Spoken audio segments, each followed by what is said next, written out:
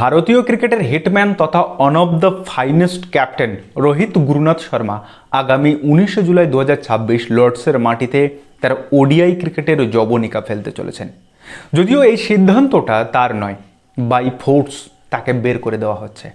যে প্রবলভাবে খেলতে চেয়েছিলেন, যে প্রবলভাবে 2027 ওয়ার্ল্ড কাপটা তুলতে চেয়েছিলেন হাতে ধরে, কিন্তু সেটা সম্ভব নয়। গতকাল রাত্রে যখন এই নিউজটা আমি প্রথম দেখলাম, আমি জাস্ট স্তব্ধ হয়ে গেছিলাম যে কি বলবো, কি লিখবো এটা নিয়ে। সত্যি এটাই বলার মতো ভাষা নেই। মানে যে প্লেয়ারটা 18-19টা বছর ভারতীয় ক্রিকেটকে সেবা করে গেল, যে 8 মাসের মধ্যে ভারতকে দুটো মানে আইসিসি টুর্নামেন্ট জেতালো, যেখানে ভারত বারবার 2015 থেকে যদি আমরা ধরি সেমিফাইনাল কিংবা কোয়ার্টার ফাইনালে গিয়ে ফিরে আসছিল, সেখান থেকে রোহিত শর্মা মাত্র 8 মাসের ব্যবধানে 2024 চ্যাম্পিয়ন্স ট্রফি আর 2024 টি20 ওয়ার্ল্ড কাপ এবং 2025 চ্যাম্পিয়ন্স ট্রফি জিতে এসেছিল। তাকে একটা বছর সময় দেওয়া হলো না যে 2027 ওয়ার্ল্ড কাপে তুমি ক্যাপ্টেন থাকো, তুমি দলকে নিয়ে গড়ো, দলটাকে তোমার দল হিসাবে গড়ো। সুযোগটা দিল না এই সিলেক্টর অজিত আগারকার এবং গৌতম গম্ভীরের এই নোংরা রাজনীতিতে। এর আগে অশ্বিনকে অবসরে পাঠিয়েছে, বিরাট কোহলি এবং রোহিত শর্মাকে টেস্ট থেকে অবসরে পাঠিয়েছে, মানে টি20 থেকে তারা তো অবসরে নিয়েছিল, কিন্তু আবার এই ওডিআই থেকে রোহিত শর্মাকে একইভাবে সরিয়ে দেওয়া হচ্ছে। নোংরা রাজনীতির খেলা। যদি রোহিত শর্মাকে দরকারই হবে না 2027, তাহলে চ্যাম্পিয়ন্স ট্রফির পরে তাকে বলে দেওয়া যেত যে ভাই তোমাকে আমাদের আর লাগবে না, তুমি বেরিয়ে যাও। 2027 আমরা যশস্বী জয়সওয়াল, ঋতুরাজ গাইকোয়াড় এদেরকে নিয়ে এগোবো।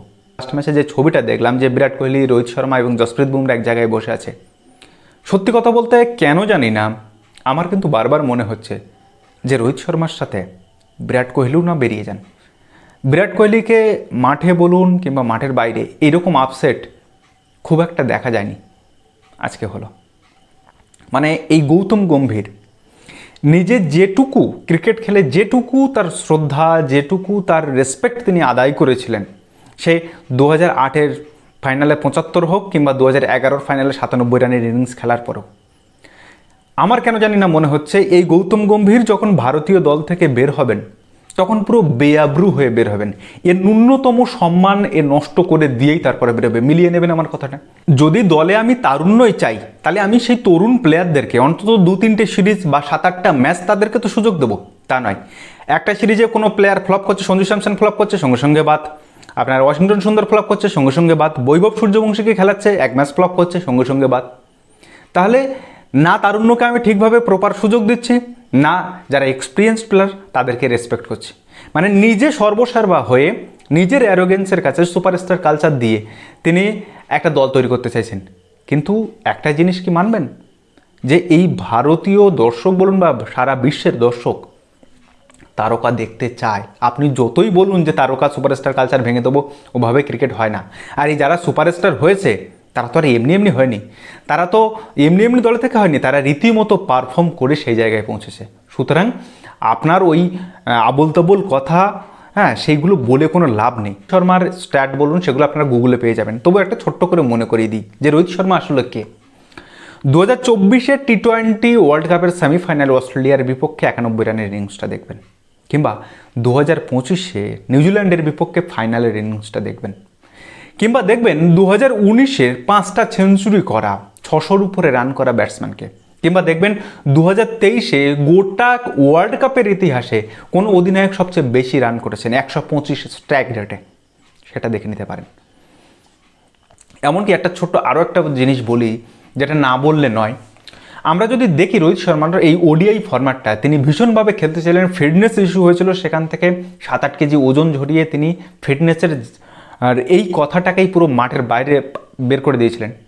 তারপরে রোহিত শর্মা 2024 টি20 ওয়ার্ল্ড কাপের পর সে 19টা ম্যাচ খেলেছে, যেখানে 859 রান করেছে, 45 এভারেজ, 109 স্ট্রাইক রেট। আর যদি 2025 চ্যাম্পিয়ন্স ট্রফিটা দেখি, তবে তারপরে রোহিত শর্মা 11টা ওডিআই ম্যাচ খেলেছে, যেখানে 618 রান করেছে, 56 এভারেজ, 119 স্ট্রাইক রেট। হ্যাঁ, লাস্ট যদি 8টা ম্যাচ আমরা দেখি, তবে সেখানে সে মাত্র 241 রান করেছে, 30 এভারেজ, 88 এভারেজ। এবং যদি লাস্ট সিরিজটার কথাই ধরি আফগানিস্তান, সেখানেও তো সে ভালো পারফর্ম করেছে। তাহলে শুধুমাত্র ইংল্যান্ডে দুটো ম্যাচ খারাপ খেললো বলে তাকে এইভাবে সরিয়ে দেওয়ার কোনো মানে আছে? যখন রোহিত শর্মাকে ক্যাপ্টেন্সি থেকে সরিয়ে দেওয়া হলো চ্যাম্পিয়ন্স ট্রফির পরে, তখনই বলে দেওয়া যেত যে ভাই তুমি আর আমাদের অটোমেটিক চয়েস নাও। তাহলে সেই জিনিসটাই যদি এখন করতে হয়, তাহলে এরকম ইনডিরেক্টলি কেন? অশ্বিনের সঙ্গেও সেই একই জিনিস করা হয়েছে। তো ইনডিরেক্টলি না করে সিধে তো বলা যেত যে 2025 চ্যাম্পিয়ন্স ট্রফির পর ভাই তোমাকে আমার লাগবে না, আমি ঋতুরাজ গাইকোয়াড় কিংবা যশস্বী জয়সওয়ালকে নিয়ে এগোবো। সেটা না করে 2026 আগস্টে এসে তাকে বলছে যে আমাদের তরুণ রক্ত চাই, আমাদের তারুণ্য চাই। তো আমি একটা কথা বলি, 2027 ওয়ার্ল্ড কাপটা হচ্ছে কিন্তু দক্ষিণ আফ্রিকার বাউন্সি পিচে, এবং এই ভারতীয় দলে বেস্ট পুল শট খেলা যে প্লেয়ারটা, যে ব্যাটারটা আছে, তার নাম Rohit Gurunath Sharma. Not Gill, not Kohli, not Shreyas Iyer, not Hardik Pandya, সেটা হচ্ছে রোহিত গুরুনাথ শর্মা। সুতরাং এই রোহিতকে ওই মাঠে লাগবে এক্সপিরিয়েন্স হিসাবে। এবং শুধু রোহিত নয়, আমি যতটুকু খবর পাচ্ছি তাতে রোহিত শর্মা, মোহাম্মদ শামি, রবীন্দ্র জাডেজা, তিনজনকে 2027 ওয়ার্ল্ড কাপ থেকে বাদ দেওয়া হয়েছে। তো এখানে একটা ম্যাচে অক্ষর প্যাটেল এবং ওয়াশিংটন সুন্দর রান পেয়ে যাওয়ায় সঙ্গে সঙ্গে নোক দাঁত বের করে যে আমাদের হাতে তো প্রচুর অপশান চলে এসছে লোয়ার অর্ডারে ব্যাটিং করতে গিয়ে, তার জন্য টপ অর্ডারের একজন ব্যাটারকে এভাবে ছেঁটে ফেলা, সেটা সম্ভবত ভারতীয় ক্রিকেটেতেই এরকম সম্ভব, ভারতীয় ক্রিকেটের রাজনীতিতে এইটা সম্ভব। তবে আমি আবারও বলছি যে এই গৌতম গম্ভীর যখন এই ভারতীয় দল থেকে বেরোবে, অলরেডি টেস্ট এবং টি20তে তো শেষ করে দিয়েছে দলটাকে, ওয়ানডেটা তাও একটু স্থিতিশীল ছিল, সেটা এখন নষ্ট করে দিচ্ছে। তো এই গৌতম গম্ভীর যখন ভারতীয় ড্রেসিং রুম ছেড়ে, কোচের পথ ছেড়ে বেরোবে, তখন এ যতটুকু রেসপেক্ট আদায় করেছিল সেটা ধুলোয় মিশে যাবে, আমি গ্যারান্টি দিয়ে কথা বলতে পারি।